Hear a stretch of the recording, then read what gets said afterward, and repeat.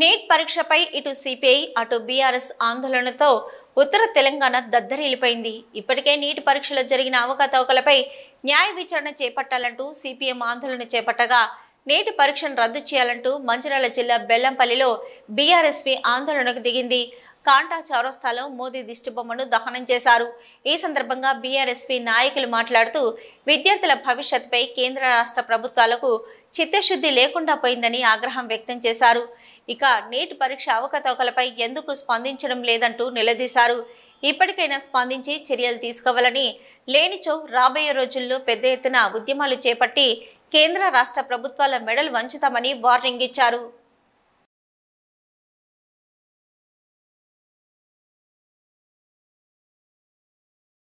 నిర్వహించినటువంటి నీట్ పరీక్ష ఫలితాలలో మరి ఎన్టీఏ ప్రకటించినటువంటి ఫలితాలలో కూడా చాలా అక్రమాలు వెలుగు చూడడం, మరి ఇలా వైద్య విద్యను అభ్యసించేటువంటి విద్యార్థులకు ఇలా శాపంగా మారినటువంటి ఈ నీట్ పరీక్షను మరి వెంటనే రద్దు చేయాలని చెప్పి కూడా భారత రాష్ట్ర సమితి విద్యార్థి విభాగం మంచిర్యాల జిల్లా తరఫున మేము ఈ కేంద్ర ప్రభుత్వం నరేంద్ర మోడీ ప్రభుత్వాన్ని మేము డిమాండ్ చేస్తూ ఉన్నాం. ఎందుకంటే ఒకే సెంటర్లో పరీక్ష రాసినటువంటి విద్యార్థులు 63 మంది కూడా మరి ఒకేసారి పరీక్షా కేంద్రంలో పాస్ అవడం అనేది చాలా అనుమానం కలిగిస్తూ ఉన్నది.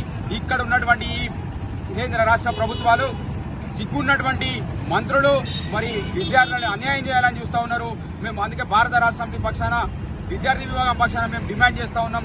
విద్యార్థులకు అన్యాయం చేసేటువంటి ఈ నీట్ పరీక్షను వెంటనే రద్దు చేసి మళ్లీ నిర్వహించి విద్యార్థులకు న్యాయం చేయాలని